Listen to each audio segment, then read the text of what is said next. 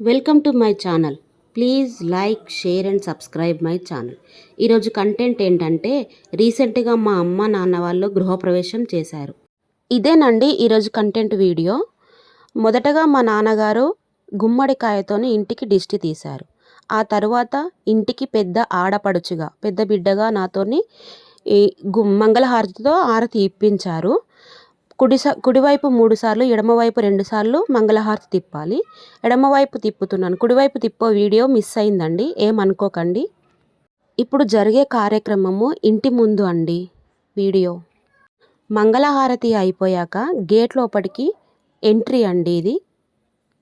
దాని తరువాత మా అమ్మ నాన్న వాళ్ళు కూడా గేట్ లోపలికి ఎంట్రీ అవుతున్నారు. అయ్యాక దాని తరువాత ఇప్పుడు ఇంటి ముందు కొబ్బరికాయతోని clockwise, anticlockwise 3 సార్లు తిప్పి కొబ్బరికాయను కొట్టి ఇటుపక్కన అటుపక్కకి పెట్టాలండి. ఇంటి ఆడబిడ్డగా మొదట అడుగు నేను పెట్టానండి. దాని తర్వాత మా అమ్మ నాన్న వాళ్ళు కూడా మొదటి అడుగు దేవుడు పటాలు పట్టుకొని లోపలికి వచ్చారండి. కుడికాలు పెట్టి లోపలికి వచ్చారండి. మొదటగా కురాడు నీరాడు ఇంట్లో పెట్టాలండి. పెట్టాక దాని తర్వాత పాలు పొంగించాలి. పాలు పొంగించడము కట్టెల పొయ్యి పైనే పాలు పొంగించాలండి.